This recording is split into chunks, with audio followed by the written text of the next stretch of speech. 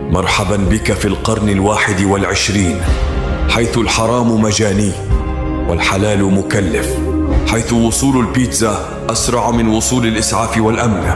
حيث فقدان الهاتف أكثر ألما من فقدان الكرامة، والملابس تحدد قيمة الشخص، حيث أصبح الوفاء وأصحابه من الطراز القديم، حيث أن المال هو تمثال الحرية والعدالة والمساواة. مرحبا بك في هذا العصر الموحش، حيث أصبح الكذب فهلوة، والخيانة ذكاء، والفقر عيب، والعري أصبح قمة الأناقة والحرية،